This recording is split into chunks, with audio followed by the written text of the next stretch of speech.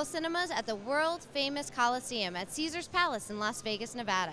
We're here for CinemaCon, where Hollywood's hottest stars come to promote the movies they hope will be the biggest hits of 2013.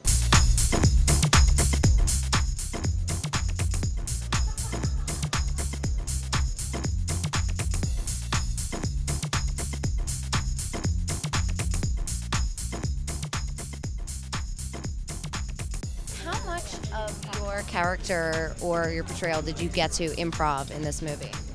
There wasn't a lot of improvising on this. I mean, we would go over the scenes beforehand, and if there's anything we wanted to change or add or that felt more natural, we would kind of do it then.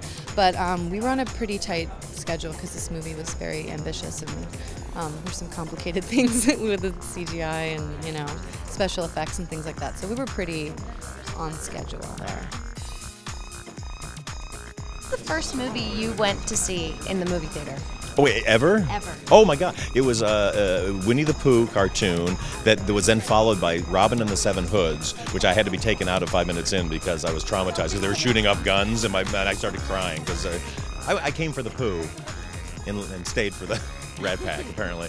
Boston plays such a big role in this movie. Did you work with local crew? Yeah, we worked with Boston law enforcement, with both the Boston PD and also with the Boston FBI, and they really vetted everything we did. I really relied on them to make sure that everything we did was accurate. And these are some of the most amazing people I've ever seen. So I mean, when I saw the tragedy that happened in Boston, it was such a personal blow, but at the same time going like, they are in such good hands with these people. These guys are the best, men and women. They're just really wonderful.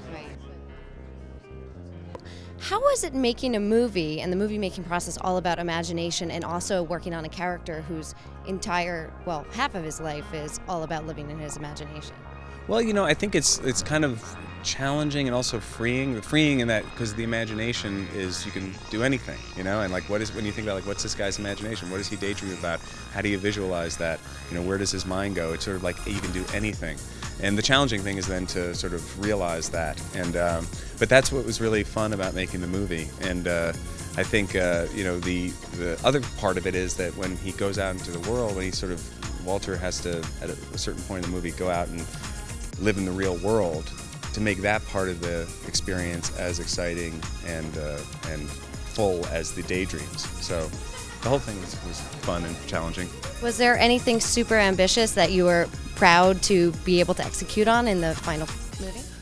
Yeah, there were, but one of the biggest things was we shot in Iceland, and the weather there was so crazy. I mean, just so it just changed so quickly that every day we were there, we needed to have one day the sun had to be out, or we needed the sun to come up and have a sunrise shot, or we needed to be cloudy on this day because it's a storm. And weirdly, the Viking gods or something, or the Walter Mitty gods shone down on us, and we were able to get what we needed. So each day, that was really the challenge. And that I was excited that we got what we got that way. And there's so many things that you miss on television, but the nice thing is we have smaller devices where you get to see films that you never would normally get to see. But films are made to be experienced on the large screen. And a collective experience of, especially for a comedy, I think seeing it with a bunch of people and the laughter, and that's all, it kind of adds to the visceral experience forget about of it. that. Yeah.